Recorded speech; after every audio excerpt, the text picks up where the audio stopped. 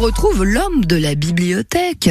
Il paraît que votre ouvrage au sujet de Tintin, parce que nos auditeurs le savent pas tous, vous êtes un amoureux de Tintin aussi incroyable, avec les secrets ultimes d'Hergé que vous avez produit il y a quelques semaines, mon cher Bob, qui est quasiment épuisé, votre livre. Oui, mais il est déjà en réimpression. Donc voilà, il va de nouveau être en librairie. Entre-temps, il y en a un autre qui va sortir, très très beau. Alors là, c'est comme disait Alex tout à l'heure, c'est un kiff total, pour reprendre son expression.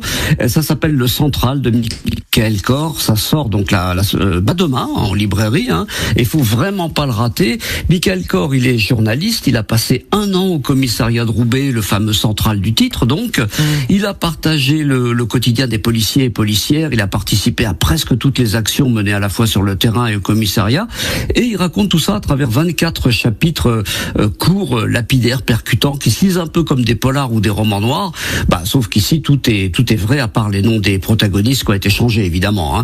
Il a choisi, en fait, de décrire des affaires de tous les jours, plutôt que des affaires très médiatisées. Et donc, on est vraiment dans le quotidien, plongé avec les policiers. Et ces chapitres, ils se nomment les violences conjugales, les morts, les autopsies, les chefs, les fous, les parents, les gamins, le terrorisme, bien sûr, l'école, les pauvres, les rodéos, les points de deal, etc. Et en face de tout ça, les fameuses violences policières qui restent évidemment très rares, mais qui n'arrivent pas tout à fait par hasard. En fait, avec une question en filigrane: combien de violences physiques et verbales les policiers peuvent-ils endurer au quotidien avant de sombrer eux-mêmes à un moment ou à un autre dans la violence? Qu'est-ce qu'on ferait, nous, si on avait quelqu'un qu'on met en tôle, qui est relâché 3 heures plus tard et qui revient nous coller une tarte? Qu'est-ce qu'on fait? Est-ce qu'on tend l'autre joue comme Jésus-Christ, ou est-ce qu'on lui colle un bourre-pif? Moi, j'aurais tendance plutôt à optionner pour le bourre-pif. J'ai rien dit. Bon, en fait, bref, on y découvre des policiers et des policières parfois très jeunes qui ont choisi ce métier par vocation et qui sont en questionnement sur leur rôle, sur leur mission, le rapport avec la hiérarchie qui est souvent aux abonnés absents. Ça revient souvent dans le bouquin. Et puis une justice qui règle pas toujours grand-chose. Comme je le disais, à quoi bon arrêter un mari violent ou un dealer notoire s'il est relâché quelques heures plus tard et qu'il revient faire la même chose au même endroit?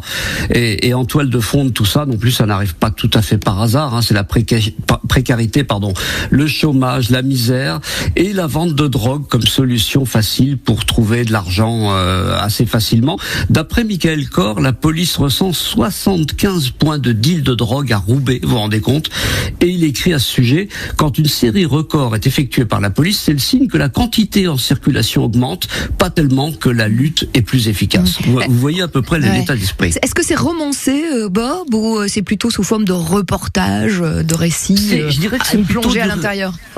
Ouais, c'est plus du récit, du reportage. Je trouve que c'est plutôt journalistique que romancé.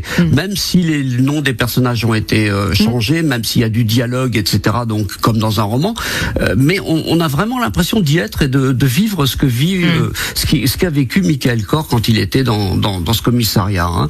Et à l'arrivée, donc il y a le livre, il remet pas mal en cause plein d'idées reçues sur la police, mais il fait pas pour autant passer les policiers pour des anges, et surtout ils n'utilisent pas de langue de bois, vous voyez ce que je veux dire? C'est pas d'un côté les pauvres policiers. Une plongée dans la réalité. Ouais, c'est 50-50, mais on comprend que tout le monde est en souffrance dans l'histoire, en fait. Autant les policiers que les autres, que ceux qui poursuivent. Bref, c'est un super document, c'est passionnant, on apprend plein de trucs, il faut le lire. Ça s'appelle donc Le Central de Michael Kor, ça sort chez Bayard Récit, demain en librairie, demain mercredi. Voilà. Grand merci, cher Bob Garcia. On se retrouvera la semaine prochaine avec d'autres belles feuilles que vous aurez consultées pour nous indiquer les bons bouquins à mettre dans notre bibliothèque et à lire avant de les poser sur la bibliothèque. Je vous embrasse et à la semaine prochaine, Bob. Merci, moi aussi. Bisous. Bisous, et on l'embrasse aussi. C'est Émilie Mazoyer avec sa pêche et